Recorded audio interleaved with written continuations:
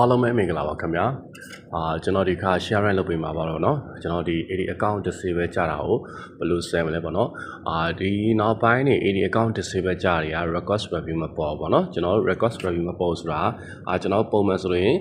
ကျွန်တော်ဒီ business support home မှာပေါ့เนาะဒီမှာ request တင်နေတာပေါ်တယ်တချို့ဆို ID တောင်းတယ်ပေါ့เนาะတချို့ဆို request review ဆိုပြီးပြန်တင်ပေးလိုက်ရင်ပြန်ရကြအများတယ်ပေါ့เนาะ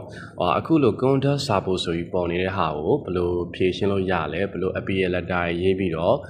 တင်ရမလဲဆိုတော့ကျွန်တော်ဒီနေ့ share လုပ်ပေးပါမယ် Okay call level digital marketing ကနေကြိုးဆိုပါတယ်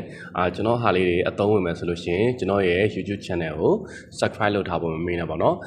သိချင်တာလေးရှိရင်ကျွန်တော်တန်းစင်ထွေ account မှာလာရောက်ပြီးတော့စုံစမ်းမေးမြန်းနိုင်ပါတယ်ခင်ဗျာကျွန်တော်ရဲ့ account ကိုလည်းတစ်ချက်ပြထားပေးမယ်ပေါ့နော်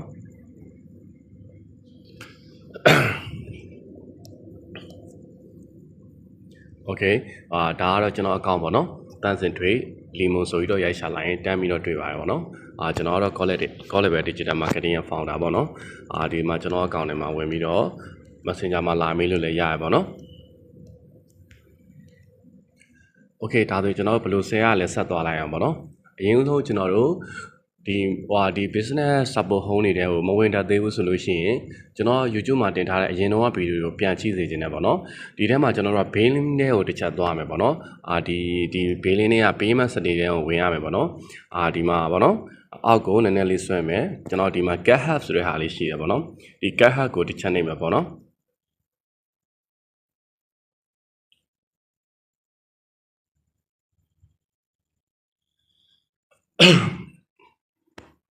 Okay ဒါဆို get hack ကိုနှိပ်ပြီးသွားလို့ရှိရင်ကျွန်တော်ဒီမှာ AD account disable ဆိုပြီးပေါ်လာတယ်ဒီမှာ request review ဆိုပြီးတော့လည်းပေါ်လာတယ်ပေါ့နော်ဒီကနေတစ်ဆင့်တင်ပေးရမှာပေါ့နော်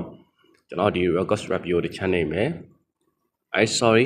ကျွန်တော်တို့ကဒီကောင် screenshot တစ်ချက်ရိုက်လိုက်မယ်ပေါ့နော် Okay ကျွန်တော်ဖြစ်နေအဲ့ဒါကို screenshot တစ်ချက်ရိုက်လိုက်မယ်ပေါ့နော်ဒီကောင်ကပေးမဲ့ amshare activity နဲ့ကြာသွားပါပေါ့နော်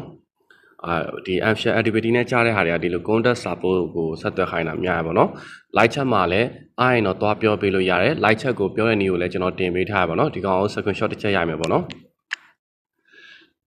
ပြီးရင်ကျွန်တော်တို့ကဒီကနေသွားတင်ပေးမယ်ပေါ့နော် get hack ကိုတစ်ချက်နေ request review တစ်ချက်နေ appeal letter ကိုတစ်ချက်ထည့်မယ်ပေါ့နော်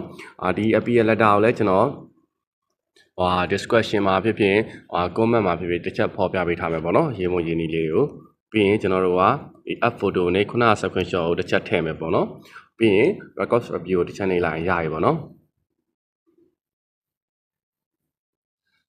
Okay ဒါဆိုရင်ရရပါတော့ကျွန်တော်တို့ဒီ support inbox ကိုတစ်ချက်ဝင်ကြည့်မယ်ပေါ့နော်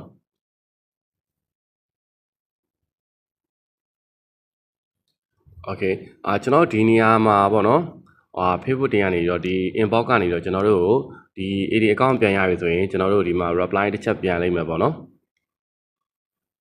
Okay ဒီနေရာမှာ